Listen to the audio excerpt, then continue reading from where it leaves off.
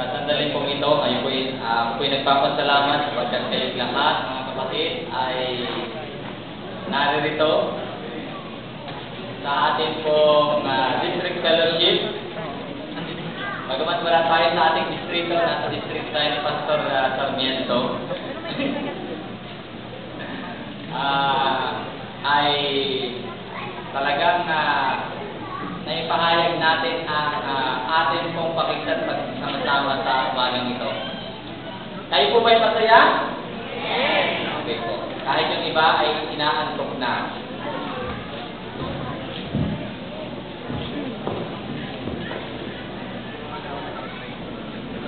Dalawang bagay ang aking napansin. Ang una, nung ako'y pumasok dito kanina, ay maganda, malamig. Malamig na pakiramdam. Ano po? Masay ko maganda ang tatakbuhin. Pero habang tumatagal ay umiinit. Okay po? Sabi ko, mainit sa pakiramdam. Pero itong init na ito ay yung nadarama ng bawat isa. Ano po? At naniniwala akong lubos na sa umagang ito ay sama-sama po tayo sa init ng fellowship na ito na atin pong pagsasaluhan sa buong maghapong ito. Kaya, kung kayo po ay pinagpala ng Diyos, pwede niyo bang masabi ng Amen? Amen! Iyon, dumadagundong ang mga tinig ng bayan ng Diyos para purihin ang Diyos sa umagang ito. Tayo po ay dadako sa atin pong summary ng ating pong lesson. Sa ating pong paksa ngayon, ay ating pong babalik tanawin ang may kinalaman tungkol sa sulat ni Pablo sa mga taga-Galacia na ang paksa natin ay ang tungkol sa ika-10 leksyon na tinatalakay ang tungkol sa dalawang tipan. Ang dalawang tipan. Ano po? At ito'y napakahalaga sapagkat sa mga darating pansandali ay masasaksihan natin ang tungkol sa bagay nito. Kaya nga po ngayon, samahan niyo ako. Please, come with me and we shall have a word of prayer. Tayo po ngayon ay mananalangin. Tayo po yumuko at manalangin. Dakila po namin Diyos, naming Ama na nasa sa langit. Sa sandaling ito, nais namin gamitin ang sandaling ito upang kami, Panginoon, ay mag-aral ng inyong salita. Samahan niyo po kami, turuan niyo po kami, at ang pinakamahalaga, Panginoon, itagubilin mo sa amin ang lahat ng mga leksyon na amin pong matututunan sa Sabat na ito. Kami po ay makapaglingkod sang-ayon po sa mga katotohanan ito. Ito po ang aming dalangin sa pangalan po ni Jesus. Amen. Dalawang tipan. 2 covenants. Mayroong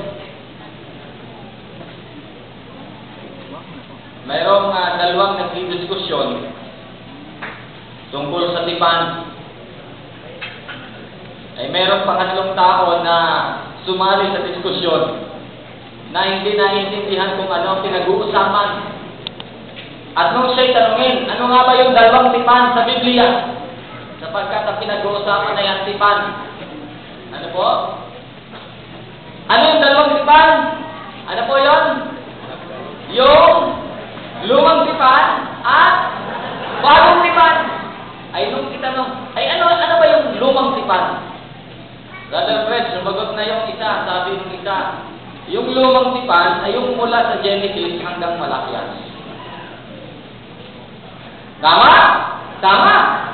Ang bagong tipan ay mula Mateo hanggang Apokalipsis. Tama? Tama. Okay po. Ano nga ba yung dalawang tipan? Okay po. Luma at bagong tipan. Pero sa aklat ng Galacia, pinag-usapan po, tinalakay ni San Pablo ang tungkol sa tipan na ito. At ito'y napakahalaga. Sapagkat sa isipan na kagaya ni Pablo, ay ano po, kanyang binibigyang pansin ang may kinalaman tungkol sa tipan na ito, lalong-lalo na itong idinidiin, itong idinidiin ng mga pumasok sa Galacia na mga Hudyo, tagapagturong Hudyo, at kanilang ikinangaral o sila'y nagsipagturo sa mga Kristiyanong, sa mga kapatid na mga hintil doon tungkol sa pangangailangan ng pagsunod sa bagay na ito. Lalong-lalo na sa kautusan ng Diyos at sa kautusan na pinagkaloob ni Moises. At dito ay nakrap, sabihin natin, nahuli yung mga kapatid na mga Kristiyanong hintil doon sa Galacia at nagkaroon sila ng napakalaki problema. Kaya nga po si Pablo ay dumating nang malaman niya ito, isinulat niya ang tungkol sa bagay na ito. At sa ating talatang tuloy, sa memory verse natin, ang sabi doon, sa Galatians chapter 4, verse 26, ang sabi sa atin, but the Jerusalem that is above is free, and she is our mother. Ano po ulit? Ang sabi, but Jerusalem that is above is free. Ang Jerusalem na nasa itaas sa ito ay malaya at siya ang ating ina. Well, kung makikita natin, sa buong paksa ng ating sinatalakay, ito ay may kinalaman tungkol sa sa kaligtasan, sa aklat ng Galacia. At atin ang nasubaybayan sa mga nakalipas na mga pag-aaral, mga kapatid, ang may kinalaman tungkol sa karanasan, ng kaligtasan, na idiniin ni San Pablo, ang sabi niya, hindi sa pamamagitan ng gawa, hindi sa pamamagitan ng gawa ng kautusan, kundi ito'y sa pamamagitan ng ng biyaya. At kung itutuloy pa natin, sinabi ni Pablo sa aklat ng Efeso, kapitulo 2, talatang 8, sapagkat kayo natin sa pamamagitan ng biyaya, kayo'y nangaligtas. Kaya nga narito yung dalawang katotohanan. Yung katotohanan at yung lumalaban sa katotohanan. Ang sabi ni San Pablo, kayo ay nasa ilalim ng biyaya. Kayo na mga nanampalataya kay Kristo, kayo ay nasa ilalim ng biyaya. Okay po? But the others who came, yung mga dumating at idinidiin na kailangan sundin, ito yung paraan, may isa pang paraan. Sila ay mga nabuhay sa lumalakad o gumagawa, o sila ang kanilang kaligtasan ay nakabase sa magitan ng gawa sa pamamagitan ng kautusan.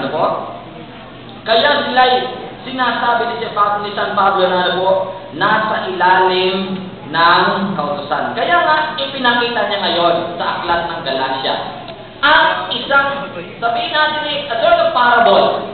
Talinghaga. Sapagkat ito naman ay kanyang idiniin sa verse 24. These things may be taken figuratively. So pagpapakahulugan. Ano yung ibig sabihin? Ang sabi po ay ganito, dalawang bundok. Ang una ay dalawang babae. Sino yung babae? Si Hagar at si Sarah. Sino si Hagar at sino si Sarah? Sila ay mga naging asawa ng ating patriarkang si Abraham. Pareho silang may anak. Okay? Nagkaanak si Abraham sa parehong babae. Ngunit may malaking kaibahan. Sapagkat sa ating leksyon, sinabi sa atin, ang nangyari, ang sabi ni San Pablo, kung babalikan natin yung kasaysayan sa Genesis, ang pagkakaroon ng anak ni Abraham kay Hagar ay hindi kalooban ng Diyos. Sapagkat ang kalooban ng Diyos ay magkakaroon siya ng anak sa kanyang asawa na si Sarah. Yun ang pangako ng Diyos sa kanya. Kaya nakita natin, Sabagay kung iisipin natin, just give me a picture, Nang bigyan ng pangako ng Diyos si Abraham, he was 75 years old. Siya ay 75 taon. Pero nung ibigay ng Diyos ang pangako na anak, yung talagang tunay na pangakong anak, ay ano po, si Abraham ay 100 taon na. A difference of 25 years. At isipin nyo na unang tinanggap ni Abraham yung pangako. Nang unang tanggapin ni Abraham yung pangako, ay ano po? Siya ay tinanggap niya yun na may pananampalataya. Kaya nga na-credit sa kanya, nakatuwiran. And he believed, ano po? At siya nanampalataya. And it was credited to it as ano po? As righteousness. Kaya, napakahalaga ng bagay nito. Pero lumipas, isipin nyo, nang ipanganak si Isaac ay 13 taon si Hagar. So, kung ibabawas natin, si Ismael. Thank you. Kung ibabawas natin, ipinanganak si Ismael ay 87 years old si Abraham. Okay po? 87 years old.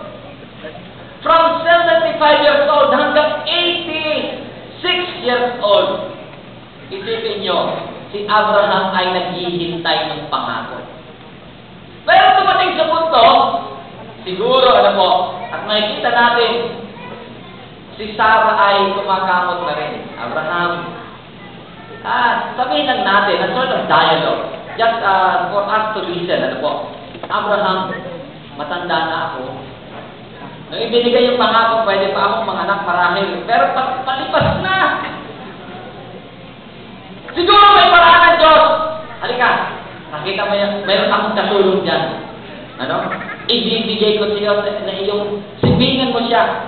At yung magiging anak mo, yun marahil ang ano? Yun marahil ang anak na itinangako ng Diyos. So, sa pamaraang ito, nakita natin ano po?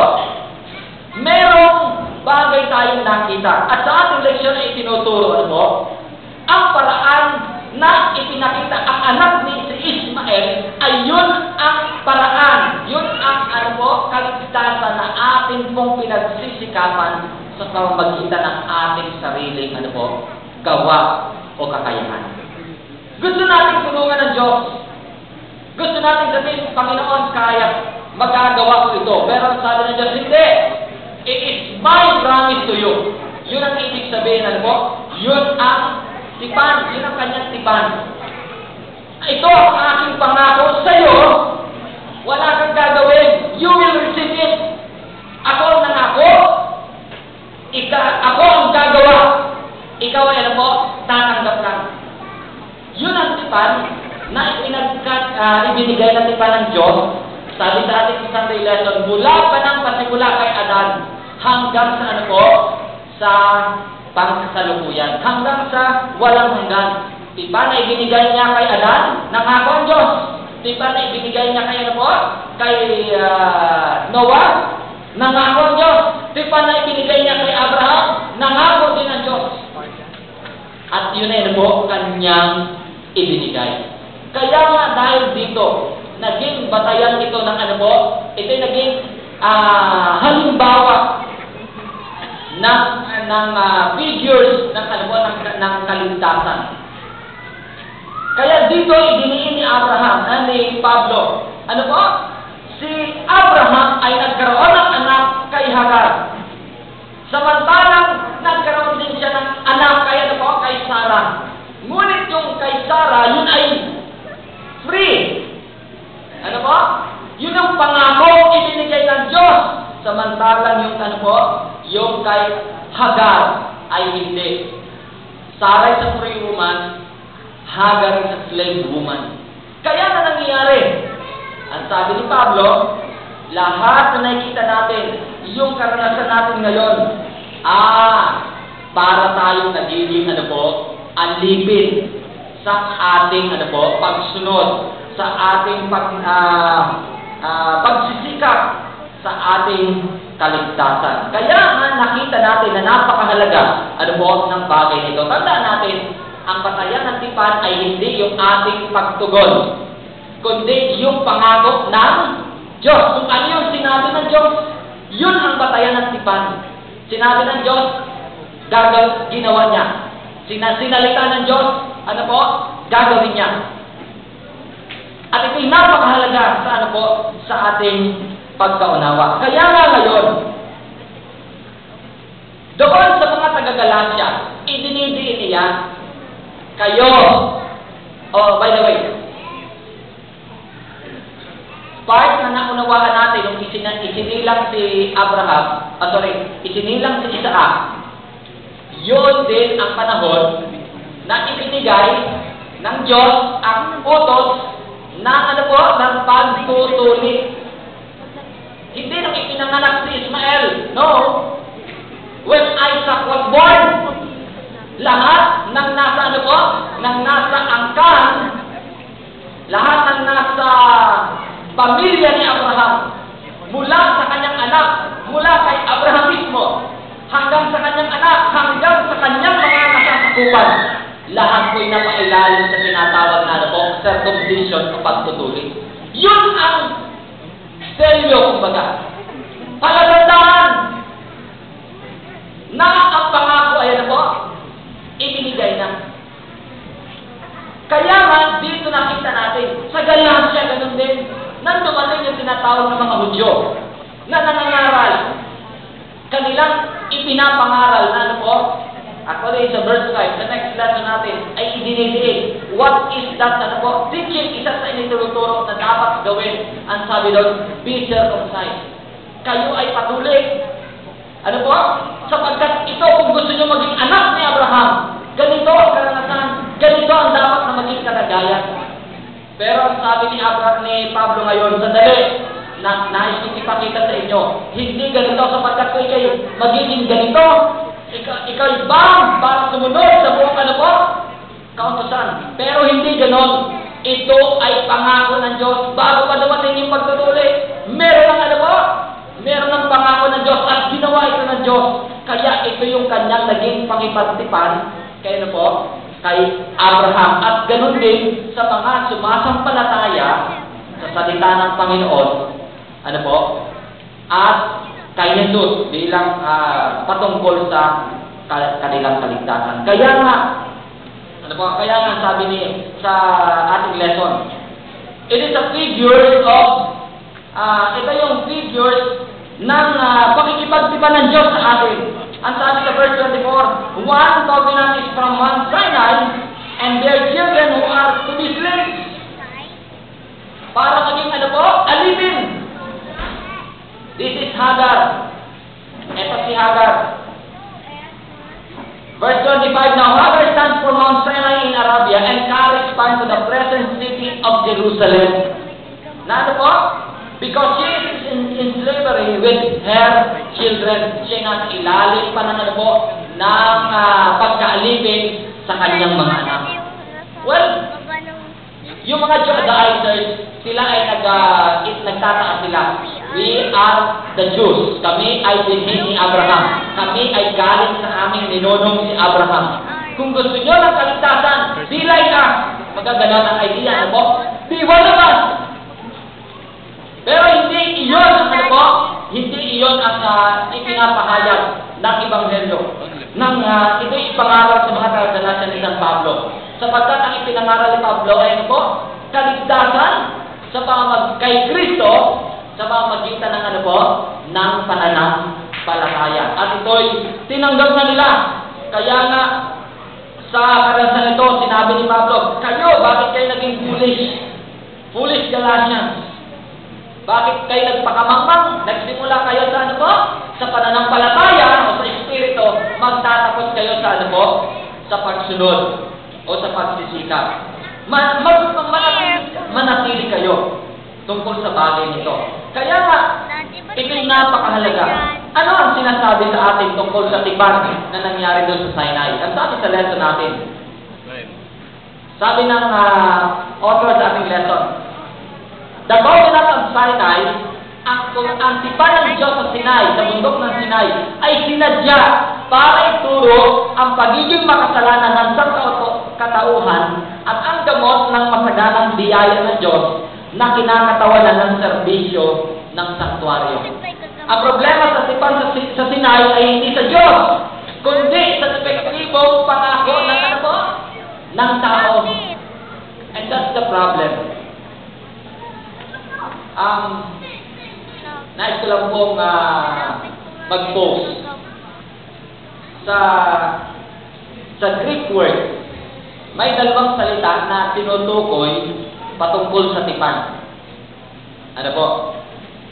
Sa Greek Old Testament, ginamit yung tipan, ano po, yung lumang tipan, ay tinawag na, ang salitang ginamit doon ay diatike. Samantalang doon po sa tipan na mababasa natin sa New Testament, ay ang ginamit na salita ay zon teke. Diatike sapagkat ito po, ito ay tipan sa pagitan ng dalawa. Ano po? May pagkakasundo. Kumbaga sa atin, ano ba sa termino natin ngayon? Parang kontrata. Okay po? Kontrata. Sa kontrata, may agreement yung ano po? Yung two parties, yung dalawang partido.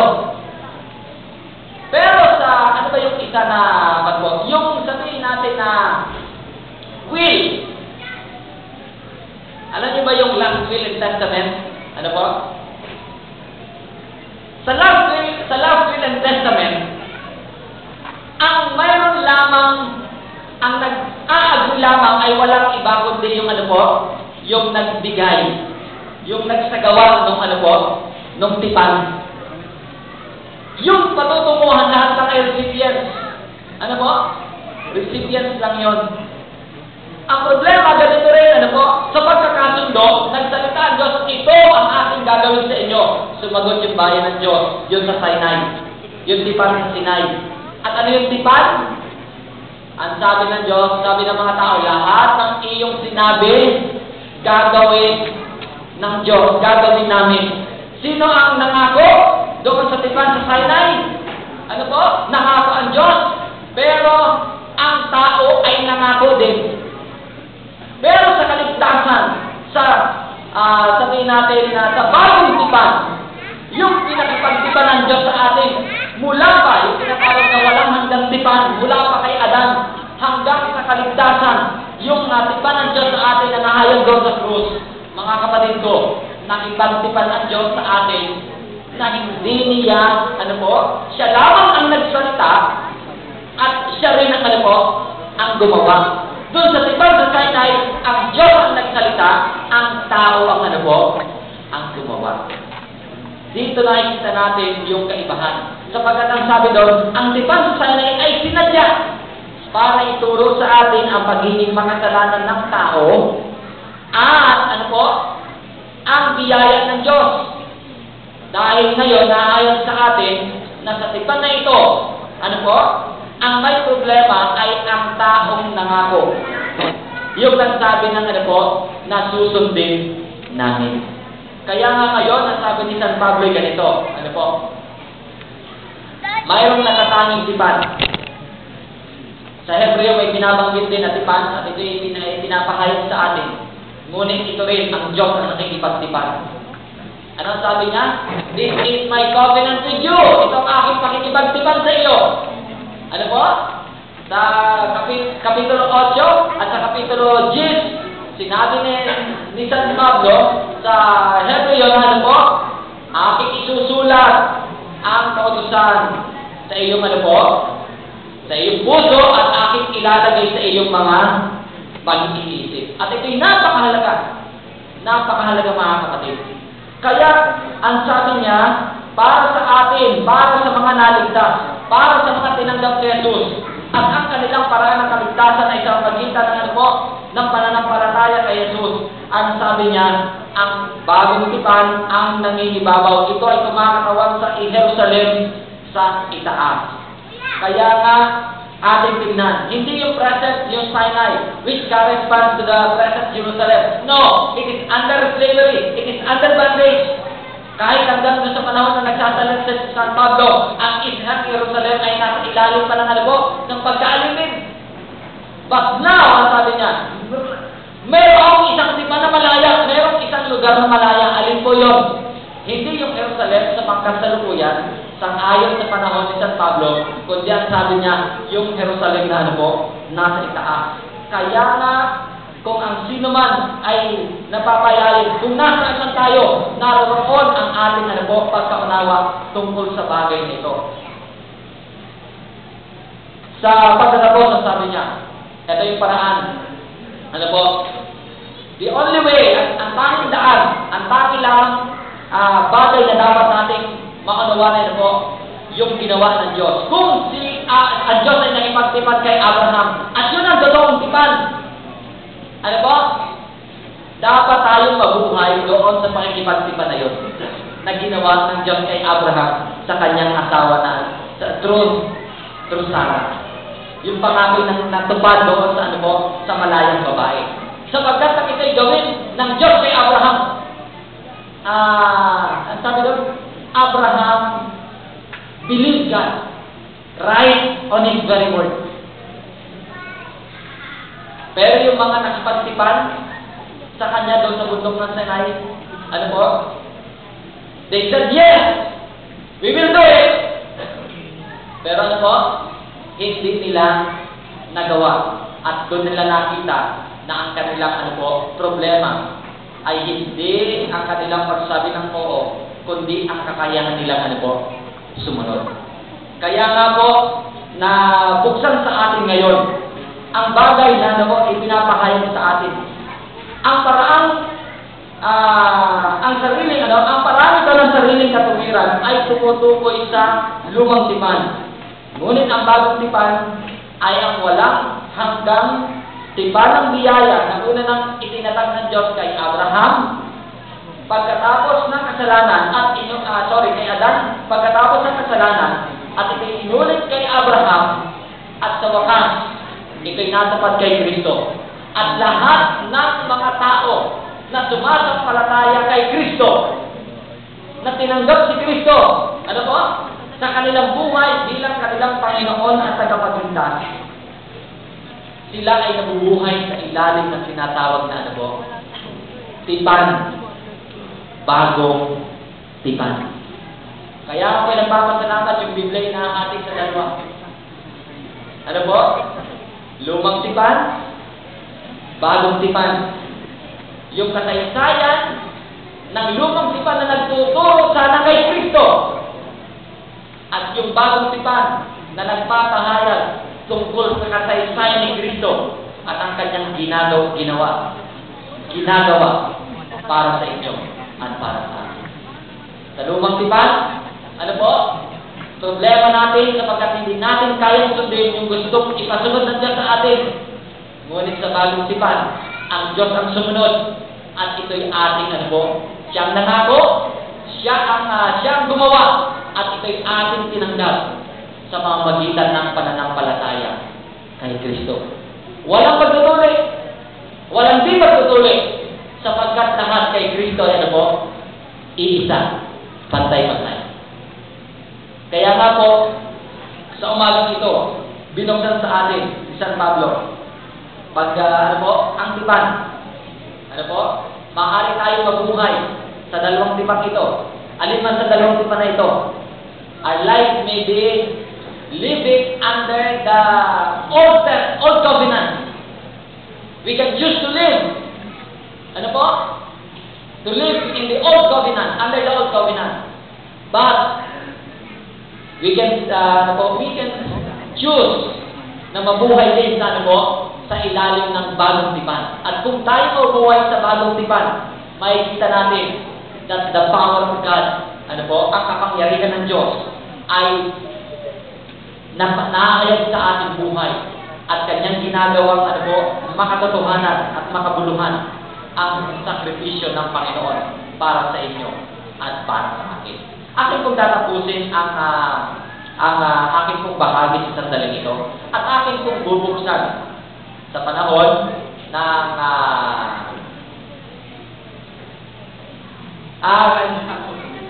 karagdagan lang po at mga paglilinaw mula sa ating sa buong kongregasyon. Okay po?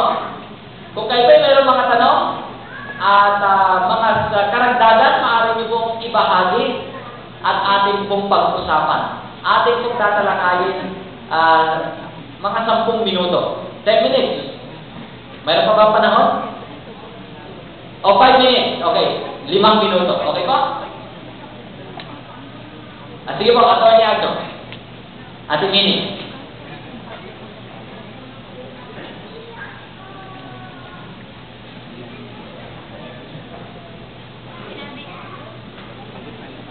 Sige po, magsalita ka. Hello. Okay.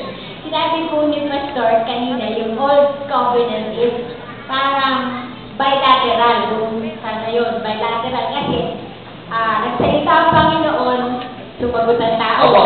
So, bilateral. Sa New Testament, mukhang unilateral. Opo. Nagsalita ang Panginoon, wala naman sumagot.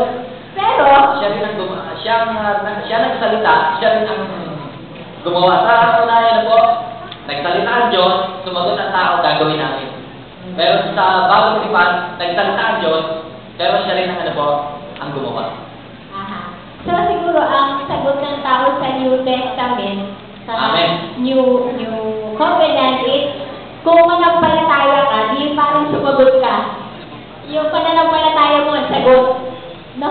Kumbaga sa karanasan ni Abraham, nung sinabi ng Diyos, Abraham, wala kang anak, alam mo wala kang anak, pero tumingin ka sa langit. Ganyan ang magiging pili mo. Ay, nung makita ni Abraham ngayon po, sumagot siya, Amen, Panginoon, Amen. That is the example ng pananampalataya. Pero hindi na tanong ko, Pastor. Sige po. Iba na tanong ko. At tanong ko, sino ho ba ang nagsalita sa Mount Sinai na nakipag-usap sa Israelita? Is it the God the Father or Jesus? Okay. Sino po ba ang nagsalita? Sa Genesis section po, wala naman tayong makabasa kung sino ang ama o ang Diyos. Pero ang sabi doon,